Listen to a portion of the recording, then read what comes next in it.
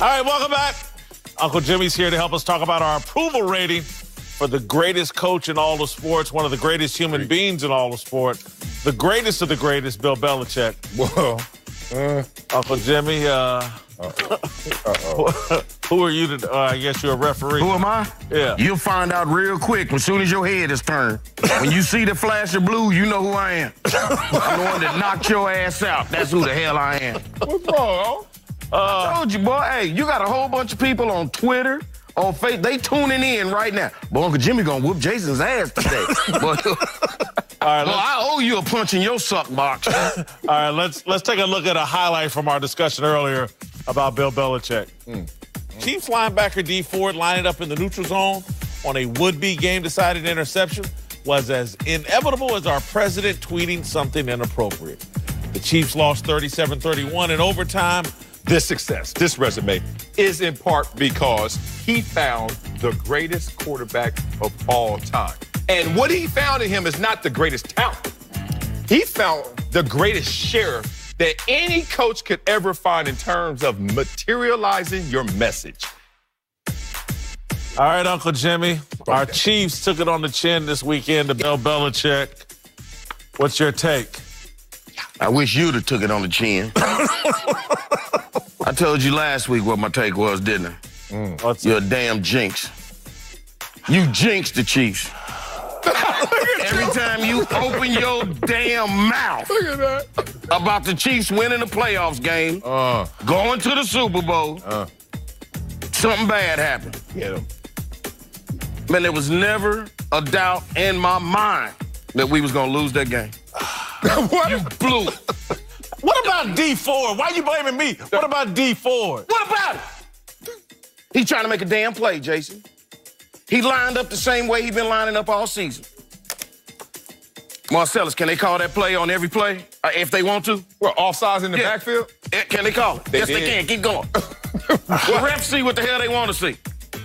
I saw that. Rams damn near decapitated a player in front of 40,000 fans. No more. 40 million people watching on TV, 80,000 fans. There you go. And the ref didn't see it. Ref sitting there like this. Got your Ain't seen nothing. D Ford, half-inch outside. 20 yards away. Ah! Offside. That wasn't no half-inch. Jinx. That wasn't no half-inch. That was not a half-inch. I didn't jinx us. It was bad defense. It was Bob Sutton. Yep. Shut up. It's bad juju. That's what the hell it was. You ain't the only one that cost us a game either. Oh, man. That damn Mark Ellis cost us a game, part in this game too. What? Papa Jinx? You and your San Diego Charger pretending to be a Patrick Mahomes fan. I see you, Mark Ellis. You can't fool Uncle Jim. You want me to unbutton and show my real colors? Look here, with your good color, the purple, faking the funk ass. I know you. Let me tell you something. Until you do right by me, everything you even think about don't fail. I'm putting Uncle Jimmy's curse on both of you. No. Clippers ain't getting nowhere. Oh, man, you been putting it on me Ain't then. winning nothing. It's been on me too long. Until you stop pretending to be a Patrick Mahomes fan. And as for you, Mr. Chubby Ubby Wubby, I've talked to the Fox cafeteria. All honey buns, Zuzus, Wham Whams, and processed fried foods is out of the Fox Food cafeteria and Moe's until you apologize for ever stepping foot in Kansas City and associating yourself with anything that vaguely reveals you being there. We're going to starve your ass off this bandwagon. You're going to get the hell up out of here. Gotta go. Look, man, I earned the right to be Hey, a man, Chiefs fan. Diamond Joe don't even want you coming back to a hair club. How bad must you be? Oh, man, you tell him to keep his ass up out of here if you see him. He ain't welcome. Diamond Joe's closed about 10 years ago. How long you been gone from Kansas City? Right. After that fight you had up in there, they was like, we closed the business. Education rate went down. Oh, No man. more nurses in school. Let me give my approval rating for Bill Belichick. Whoa. The greatest of the greatest of the greatest. Bill Belichick's perfect in every way. He's a 25. I'm up 25 points total. He's a perfect 100. He is the GOAT of all GOATs. He is. Bill, I apologize, and I beg forgiveness for ever questioning you, for ever doubting you. I love you, Bill Belichick. I love you, Tom Brady. I'm still a Chiefs fan. Eddie the Mush. But I'll never, ever question you again. Yeah, man. Look at that. That's too much makeup call right there. 100 Belichick, character, authenticity. Belichick. What's the question? Dude, What's the question? All them gates he done made. And, what's the question? Spygate. The only gate you care about is Ollie Gates. Gates barbecue. Man, I hate this. Look, I swear. I give him a perfect job performance and all that. He's a GOAT, but golly, there's still some issues with Bill Belichick. You can't say he's perfect. What issue? What he's done? Why would you question Bill Belichick? I won't question him on the field, but Malcolm Butler should be run out of the league at this point. No, right. All right. Lock it in. Reggie Bonetta. Eric Dickerson and Michael Vick are back. Let's return to New Orleans, where Sean Payton says he will, quote, never get over the controversial non-call of pass interference against the Rams in yesterday's NFC Championship game. Even the Rams themselves seem to think they got away with one, with corner Nickel Roby Coleman admitting he got there early, and Todd Gurley posting a doctored pic of himself trading jerseys with the referee. That's amazing. Nickel Roby, I'm sorry, Coleman. But anyway, listen. The question is, will this controversy taint the Rams? And I sure the hell hope not, and people need to let it go because, again, it's just like we talked about.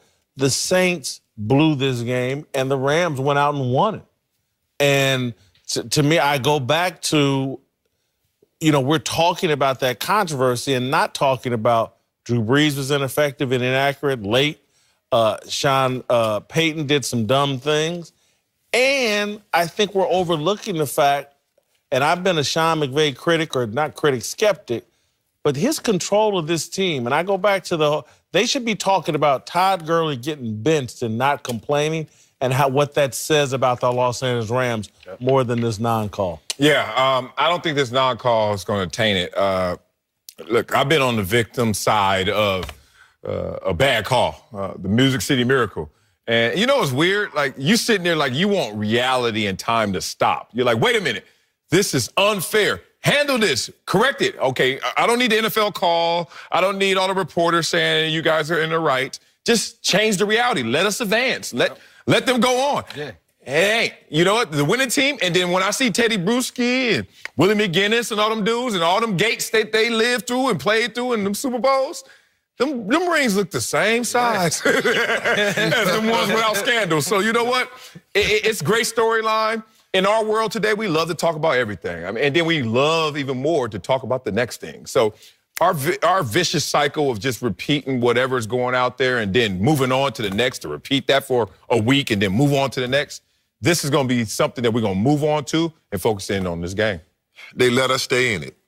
So they let us stay in it, and we came back and beat them.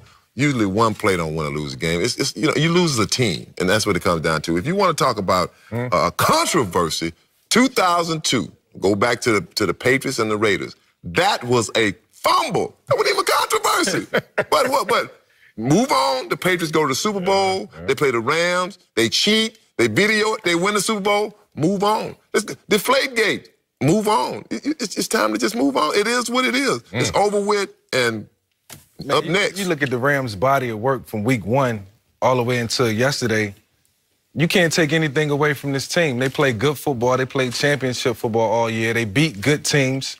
They had some, rough patches throughout the season, and they fought their way through it. And that was because they have a great coach. That's because they have players and leaders in their locker room and guys stepping up, understanding what it's about. So it's no way a Super Bowl appearance can be tainted from a call. I mean, I think we, like Marcellus, like you just said, plenty of calls you wanted or didn't get, plenty of calls I wanted that I didn't get, and I probably would have had a ring on my finger. So, you can't look at the game that way. It's unrealistic. But these guys deserve to play in this game. They deserve everything that they got coming, and they deserve to enjoy the week. I saw an article this morning, someone writing that Roger Goodell should step in here and that he has, under the commissioner's rules and leadership. He could come in here and basically disqualify this game or blah, blah, and that they should consider that. And it blew my mind. I'm just like, in the history, when I sit there, yeah, it's absurd. But it was written and was talked about and it's being discussed, and you can find damn near anything over social media. But someone actually wrote it, and I'm like, you know, in the grand scheme of like bad calls, this really doesn't even rate. It's not even worthy of all this. When I think about the Soviet Union, what the USSR did to us in the Olympics, I believe in '72 or whatever, when they stole the gold medal from our basketball team.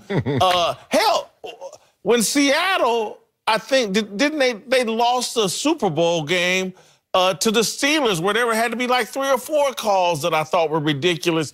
This here has been blown out of proportion by social media and modern media and Sean Payton to deflect. There you go. It's just not that big of a deal. No, it's not if you have the proper perspective and understanding of the game of football, as every single game has missed calls, has errors, and it has great plays. And it's just, what's that combination, or what do you want to hone in and then, like you said, exaggerate for that moment? You're going to exaggerate this. It was a tremendous play. They could have advanced. We get it. They're not the first in that conversation, first in that line. And ED, one player can lose a game. Yeah, Cody Parkey, he lost that game. D Ford. D Ford offside. Scott Norwood. Like, y'all want to keep going? Like, I hate when people say that. But as a teammate, you don't blame the team. Not in his I blame face. D Ford. I'm not a teammate, but I blame D Ford. Oh, yeah. D Ford need to line up on side. Yeah, he did. In the fourth quarter. What was he looking at?